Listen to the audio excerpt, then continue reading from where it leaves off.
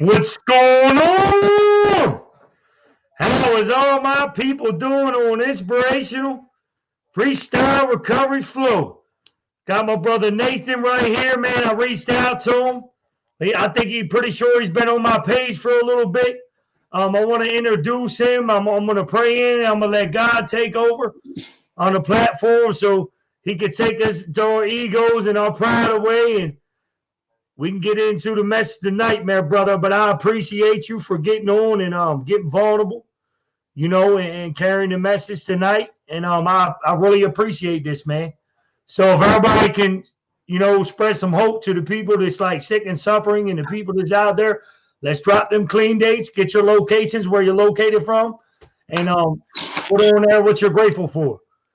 Clean dates, gratitude check, and drop them locations. Let's all come together and share this thing out. All right, come on, brother. Our Lord Almighty God, I just want you to place hands on Nathan as he shares his experience, strength, and hope, and just touches one person, and you'll allow him to get outside himself and get honorable and transparent. If he struggles with any low self-worth, lack of confidence, or low self-esteem, that you just remove that off of him and just be with him to carry this message to the younger, the youth, and to the older people as well, Lord God, and just what share from the heart touches the heart. Amen. It's freestyle recovery. My man, what's up, baby boy? Go ahead, man. Introduce yourself. It's an honor to have you on here, brother, for real. I'm Nathan, and I'm an individual that struggled with addiction, but for the past 2 years, since January 29th of 2018, when I was 19 years old, I managed to stop using one day at a time. That's how I did it. Through the love and support of other people. I've worked a program, and I'm gonna say what it was like. Or what it was like using, what it was like getting clean, and like what it's like now, like I grew up in not a great area, not a lot of great people around me. My parents are addicts, and like using was the thing, like work hard and then use, that's what I was taught, like my family, everyone in them had jobs, they went to work, but when it came around nighttime, it was time to party, and it was time to get, messed up and abuse narcotics and alcohol. And like I grew up seeing that, and I grew up abusing my medication at the age of 6 years old. I was abusing this Xanax prescription, and I thought it felt pretty good. I felt pretty content with myself. But, like I just needed it more and more and more. And I tried these new substances, and I just kept going at it. And like all my friends, like they didn't really understand what was going on, because like we were some fucking kids, we were just some kids. We didn't understand the shit we were getting ourselves into. And like I finally started picking up narcotics like my friends were doing, like smoking pot. But by the time my friends were smoking pot, I had been using for 7 years. Like when we were all turning 13 and 14 and experimenting with these drugs, like I had already been into this. I had never tried weed, but like that was the thing. So, I progressed into it, and like my behaviors and like how I showed up in life really showed up when I was like in middle school and high school. Like I was always getting in trouble. I was always ditching. I was great at sports. That was my thing, but like I could barely get good grades to pass, and like I just struggled, and it was horrible. I really suffered, and I always had this question, like I didn't have my biological father growing up, and that caused me a lot of pain growing up to become a man. It caused me a lot of pain and hurt. I'm like, why the fuck don't I get to see my dad? And I would say that to my mom. Like, I'd look her straight in the face at, like, grocery stores. I'd be like, why the fuck don't I get to see my dad? This is some bullshit. So, like, I was filled with anger and rage. And, like, I went on. And then, like, when I got to high school, they told me I got to go into a military program because of my behavior and how I was showing up in school. And like I really resisted it, but eventually like I got submitted into the program, and like I still acted out, and like that could not keep me clean. An institution or any kind of program could not have kept me clean. I'm telling you, it's only through the grace of a loving God that I was able to get clean, you know? But that military, someone could be yelling in my face, you can throw my dope out, you can do whatever the fuck you want, but I'm still going to find a way to get high, you know? At the end of the day, I'm still going to figure out a way. So, you know, I went through that program, I used, and eventually I figured out this is the perfect cover-up. I'm in a military uniform walking around school. No one's ever going to suspect me of being that addict. No one. And, you know, like that was my mask, you know, from like 14 to 17 or 18. I had this mask on, you know, I cleaned up nice, put on this military uniform, and no one could tell I was that addict using, you know. They thought I was a contributing member of society because I looked like it. I had a clean haircut, you know, military uniform press. I was involved in it. But, you know, like I kept going back to it because, you know, like I'd show up to school and then like by the time like 12 o'clock, I'm like, man, I got to, like, I'll just go check out what everyone's doing, you know, like I'll check out what everyone's doing on the block, just see how they're doing, make sure they're okay, you know. But, you know, like I wasn't checking up on them. I was going to cop another one. I didn't care how they were doing, you know, and that was my life in high school, you know. And I was out till like 2 or 3 a.m. every day. Then I'd come home and then I'd wake up for this military program, be at school at like 6 a.m. But like I could only stick around till like 12 or 1 o'clock the latest. And then I would be out of there, you know. I'd be off to go get my next high. And then I started, you know, getting some consequences, what we call them, you know, like institutions where we get pulled out of society and we get our freedom stripped from us. I started getting placed in jail and psych wards at the age of 18. And I'm telling you, it really robbed me of a lot of experiences, you know. Most 18-year-olds, you know, they're doing their senior photos and shit. You know, they're doing all these things. That wasn't my story senior year, man. That wasn't my story. They were all having fun, celebrating, but I wasn't, you know, like I was out getting high and getting locked up in institutions, man. And mainly it was psych wards, you know, like that's where I mainly got locked in. And I got to say this, like my mental health is my recovery. It is my recovery. Like I got to be taking care of my mental health if I want to be living a healthy life. So that's like a big part of it for my recovery nowadays, man. I don't be putting myself in positions that mess with my head, you know, and like using drugs messes with my head. So I don't put myself in those positions to get high no more, you know. But like going on, you know, like I graduated high school late because like I was only there for like 2 or 3 months because I kept getting thrown into institutions. So addiction robbed me of a lot of things, and one of those things was a high school graduation with all my peers that I had gone to school with for 4 years. It robbed me of that. It robbed me of New Year's Eve, Christmas, holidays, you know. And you know, I'm grateful, you know, that I'm clean today. You know, I do get to enjoy the holidays. I do get to give my mom a kiss on the head and tell her how much I love her, you know, and that she did the best she could raising me on the holidays, you know. I get to do that. She also has a son that she doesn't have to financially support or worry about anymore. I pay all my own bills now. I'm fully self-supporting. She doesn't have to worry about me, you know. She knows that her son's okay now. And I got an 11-year-old sister that doesn't got to worry that I'm going to come home angry and assault the crap out of her father because I don't like him because he's my stepdad, you know. Yeah. And I'm grateful for that. You know, I don't got to terrorize my family no more because I ain't willing to do that anymore. I'm not willing to look at my sister with eyes of rage and like my eyes just bloodshot, you know. I don't want to do that to her no more. She looks up to me nowadays, man. And really, that's one thing I'm never willing to trade, you know.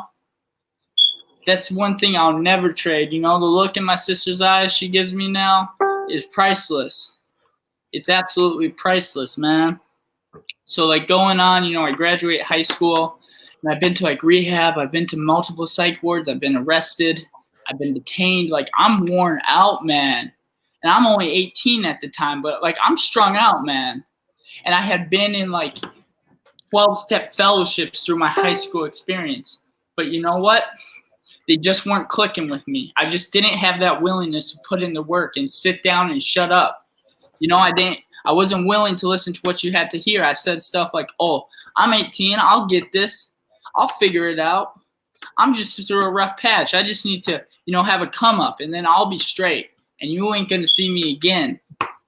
That didn't work, I wasn't willing. So I moved out to a different town because, they just talk about like sometimes if we change our location, we'll feel like we have a better opportunity in life, And I changed geographical locations, I changed jobs, I changed careers, I changed lovers, I changed everything except myself. That was the one thing I wasn't willing to change. Nathan wasn't willing to change. He was willing to change everything else except himself. And that was the biggest problem in it all. So, I move out to this place and I'm like, I'm going to go get a bartending job. That'll keep me straight. So I ended up working in downtown Minneapolis bartending. And every night, of course I'd be out getting high. How could I not? In a scene like that, around people like that, of course. So, I did that. I had some consequences. One night my lungs collapsed on me from drug use. And like, you know what? I was terrified. But guess what I did the next day? I got high. Like it's crazy. Like we can have those experiences in life where we are looking death in the face, but we'll just go right back the next day, man. And that's how I was. Like I didn't get clean. Like I didn't have a pivotal moment in my life and be like, I'm done. No, I still wanted some more. Like I still wanted to figure a solution out. So I kept looking for solutions. I changed jobs. I'm like, you know what? It's because it was a downtown bar. I'm going to go work in a 5-star upscale restaurant, And I was kind of staying clean. I was kind of getting my act together. And then I had a bad day, man. And I, threw someone's apron on the floor in the locker room and a little baggie popped out with a bubble. And, that was it, back to the races I was. And then, it's ironic because, like sometimes like people that we don't think are going to have a role in our lives have a role in our life, man. And there was this girl that I was seeing that attended a sober house when I was using. And like I wouldn't stay clean around her, but, we had a little partnered thing going on. And, she told me like, why don't you come hang out with me? And, I'm in my addiction. I'm like, yeah, I'm going to go hang out with this chick. It's going to be all good, And she sits down and has me have an intervention. And she's like, you need to clean your act up. And I'm like, what are you talking about? She's like, you need to like go to treatment or something. You're strung out every day. And she asked me, when's the last time you slept? And, I honestly told her, like, it's been about 4 or 5 days. And that was like my first real time that I was like willing to like think about getting clean. It wasn't for myself, but like whatever gets us there, man, whatever gets us there. So I started lying and, saying, oh yeah, I'm going to this, I'm getting my act together. But it wasn't, I was lying, I was spending time with her family and stuff, lying about, yeah, I'm doing the sober thing now. I'm on it. Come on, baby. And I was lying my ass off. And then I'm going to talk about my final experience using. I went out to a nightclub, hard night using. I got the shit kicked out of me, man. I got robbed. I had everything taken from me that night on my possession. And then, I get home. And I call a helpline, man. Because I'm like, I can't fucking do this no more. I quit, Like, I quit. I can't do this no more, man. I need help. And, like I get a call the next day, I'm hungover out of my mind, just confused. And this person's like, hi, this is the 12-step hotline. Are you interested in talking about recovery? And I'm like, what's that mean? She's like, well, are you interested? And, like I had the willingness. I'm like, whatever it takes, And like I truly believe, like if someone said stick my face in mud to get clean, like I think I would have done it. Like, surely today, if someone said I had to do that to stay clean, like, I would do it, you know, like, whatever it takes. But, like, you know, like, I was willing to do whatever you told me, you know? If you told me to, like, put my face in the mud for an hour and it'll keep me clean, like, I would do it, you know? Like, I would have done it because I was so desperate, man. I just wanted to stop doing this. But, so I started getting involved in the 12-step program. And, you know, I got involved in 12-step program, but, you know, I also was on case management services.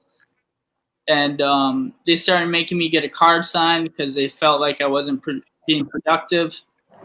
So, like, at the beginning, like, I was really just getting a card signed, you know? And I think a lot of people watching this could be that person that, you know, just came to the meeting to get their card signed. You know, sat in the back, didn't listen, didn't pay attention. But eventually something clicked, man. Eventually something clicked. And then, like, I started getting this glow in my eyes. You know, my family could look at me in the face and, you know, be like, yeah, that's my son. And it's a miracle, man. And then, like, you know, I just kept doing what people told me. Like, the predecessors kept telling me these things. Like, people had been doing it longer than me, kept telling me these things. And I actually was listening to it, and I actually was willing to do it. Like, they told me, avoid jobs where you're around people who are using. Is my recovery. And I did that, man. You know, I had to work at an overnight mall cop, dude. I had to be an overnight mall cop. It was a humbling experience. I had to be in this mall from midnight to 8 a.m. just patrolling this mall. But I did it because I knew it was going to save my life, not bartending. I knew that's what I needed to do. And I did that for a while. And, you know, like, when I had 6 months clean, I started managing a gas station. And, you know, like, then, you know, like, so, like, I'm getting clean, you know, I'm staying clean too. I'm not just getting clean, I'm staying clean. Like, this isn't just like a revolving door where I'm in, out, in, out, in, out, in, out. You know, like, I'm staying clean. Like, I'm not just temporarily doing this. Like, I'm permanently interested in doing this, you know, and I'm helping others, you know, and I'm showing up for my family. I'm showing up to my employer responsible. I'm not showing up fucked up no more. And then, you know, I just, you know, I kept getting clean. I started going and getting some traveling in that was recovery related. And I met, like, a lot of cool people. And I'm like, you know what? Like, maybe I can do this, you know? Like, maybe I don't need these drugs to make me happy, because I'm pretty happy sitting on this beach in Florida right now. Like, I'm pretty content with this. And a pivotal moment happened when I was at 9 months clean.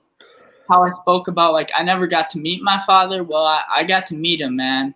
When I had 9 months clean, he had 6 months clean, and he reached out to me.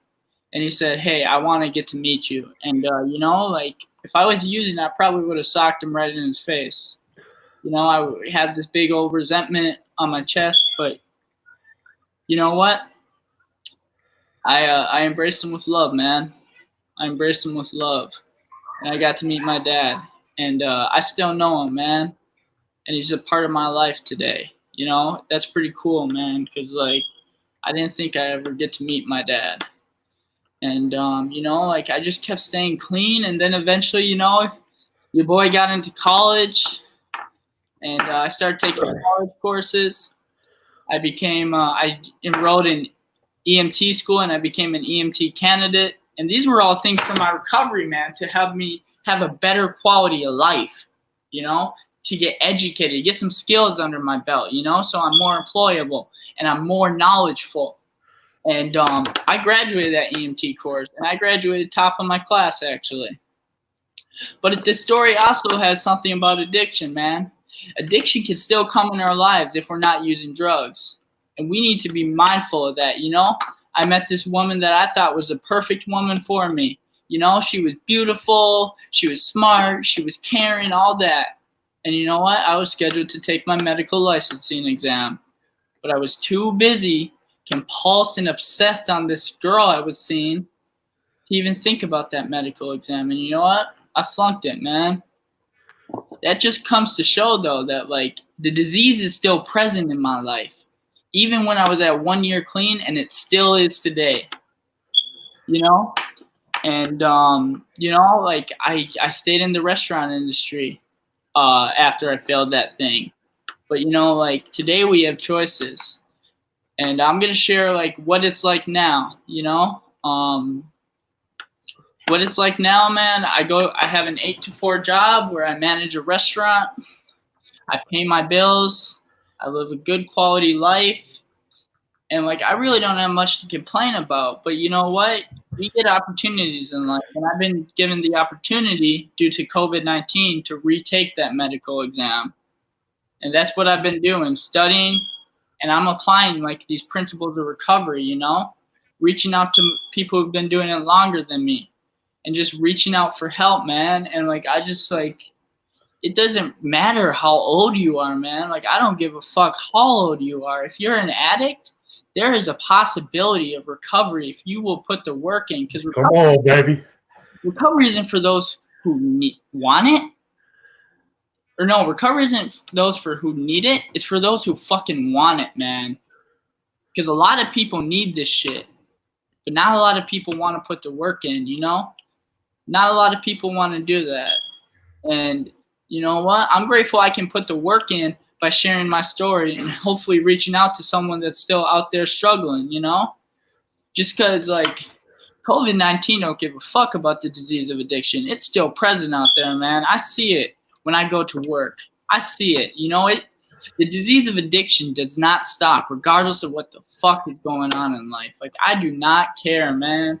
This thing stays present in all our lives. It still shows up in my life too. You know, I can get compulsed and fixated on these things that I think are going to make me happy, you know, outside things of myself, you know, pursuing woman or a substance or food or some of these things, you know, I can compulse and fixate on it to the point where I spend my whole days off of work, 8 hours fixating on this one fucking thing. And, you know, that's what the disease of addiction is, man. You know, I've learned my addiction was more than drugs. You know, I thought I had a problem with drugs. I have a problem with everything, man. I am not one to be good with control. So, you know, I need to be working a program of recovery so I can manage these fixations and compulsions, you know? Because, like, I'm telling you, like, if I don't work this program of recovery, I know what's going to happen. I may skate by for a little bit. I may be all right for a little bit, but eventually, you know, like, life's going to come up and show. And if I'm not working recovery, man, you know, I'm going to get high. So that's why I need to do things like on here. And I'm, like, grateful that I have the opportunity to get on here and speak. And I just want to say once again, you know, like, regardless of age, I don't care if you're 16 or you're 88, you can recover. It don't matter what age you are. Just like it don't matter how old or young you are. The disease of addiction will get you. Well, also the program of recovery will save your fucking life if you work it. And, you know, that's my story, man. My man, appreciate you, man. Thanks, bro, for getting up on here. You know what I mean? Just sharing your story, brother. Appreciate you. I'm honored, man. Yeah, so we going, you know what I mean? It's nice having you up on here and hearing you share, man. You got a good message, and really appreciate you, man. Absolutely. I'm grateful that I got to come on here. Now I've got to know you a little better from, you know, talking back and forth. Yeah, absolutely, man. Absolutely.